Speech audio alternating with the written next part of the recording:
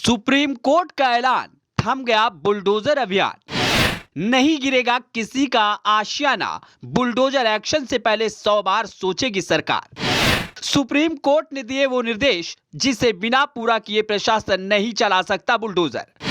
Supreme court के action से पहले नोटिस जरूरी, नहीं चलेगी मनमानी।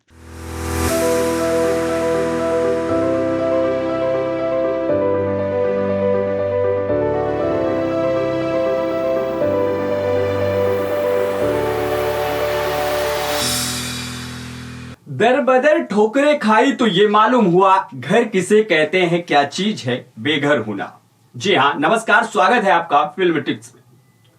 हिंदुस्तान और खासकर यूपी में बुलडोजर एक्शन काफी विवादों में रहा, लेकिन अब सुप्रीम कोर्ट ने सुनवाई करते हुए बुलडोजर एक्शन पर रोक लगा दी है। सुप्रीम कोर्ट ने साफ शब्दों में कहा कि महज अपराध के आरोप के आधार पर घर नहीं गिरा सकते।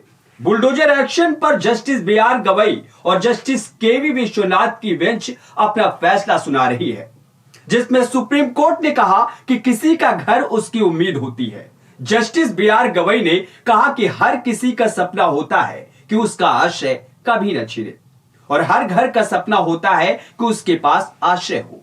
हमारे सामने सवाल यह है कि क्या कार्यपालिका किसी ऐसे व्यक्ति का आश्रय छीन सकती है जिस पर अपराध का आरोप है। सुप्रीम कोर्ट ने अपने फैसले में देश के सभी राज्यों की सरकारों को क्या क्या निर्देश दिए, उसे सुनिए और समझिए। सुप्रीम कोर्ट ने फैसले में कहा, यदि ध्वस्तीकरण का आदेश पारित किया जाता है तो इस आदेश के विरुद्ध अपील करने के लिए समय दिया जाना चाहिए। बिना अपील के रात भर ध्वस्तीकरण के बाद महिलाओं और बच्चों को सड़कों पर देखना सुखद तस्वीर रही है। बिना कारण बताओ नोटिस के ध्वस्तीकरण नहीं होना चाहिए। मालिक को पंजीकृत डाक द्वारा नोटिस भेजा जाएगा और संरचना के बाहर चिपकाया जाएगा। नोटिस से 15 दिनों का समय नोटिस तामील होने के बाद कलेक्टर और जिला मजिस्ट्रेट द्वारा सूचना भेजी जाएगी। कलेक्टर और डीएम नगरपालिका भवनों के ध्वस्तीकरण आदि के प्रभारी नोडल अधिकारी नियुक्त करेंगे।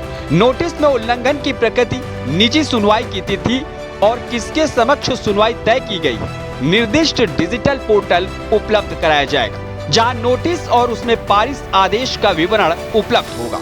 प्राधिकरण व्यक्तिगत सुनवाई सुनेगा और मिनटों को रिकॉर्ड किया जाएगा और उसके बाद अंतिम आदेश पारित किया जाएगा। इसमें यह उत्तर दिया जाना चाहिए कि क्या अनधिकृत संरचना समझौता योग्य है, और यदि केवल एक भाग समझौता योग्य नहीं पाया जाता है, और यह पता लगाना है कि विध्वंस का चरम कदम ही एकमात्र जवाब क्यों है। आदेश डिजिटल पोर्टल पर प्रदर्शित किया जाएगा। आदेश के 15 दिनों के भीतर मालिक को अनधिकृत संरचना को ध्वस्त करने या हटाने का अवसर दिया जाएगा, और केवल तभी जब अपीलीय निकाय ने आदेश पर रोक नहीं लगाई है तो विध्वंस के चरण होंगे। विध्वंस की कार्रवाई की वीडियोग्राफी की जाएगी। वीडियो को संरक्षित किया जाना चाहिए। उक्त विध्वंस रिपोर्ट नगर आयुक्त को भेजी जानी चाहिए।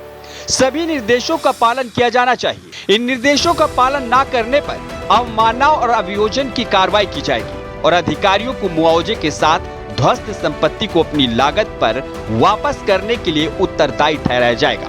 सभी मुख्य सचिवों को निर्देश दिए जाने चाहिए। ये फैसले की कुछ खास लाइनें हैं जो फैसले को मजबूत बनाती है। आपको बता दें कि यूपी के सीएम योगी आदित्यनाथ ने बुलडोजर एक्शन के चलते सुर्खियों में रहते थे। अधिकारी और पुलिस भी छोटे से मामले में बुलडोजर लेकर पहुंच जाते थे। ऐसे में योगी आदित्यनाथ बुलडोजर बाबा के नाम से प्रसिद्ध हुए। लेकिन अब बुलडोजर एक्शन पर सुप्रीम कोर्ट ने बड़ा एक्शन लेते हुए बुलडोजर एक्शन पर रोक लगा दी है, और जरूरत पड़ने पर बुलडोजर चलाने से पहले इतनी शर्तें रख दी गई है जिसे बिना पूरा किए प्रशासन किसी का घर नहीं गिरा सकता।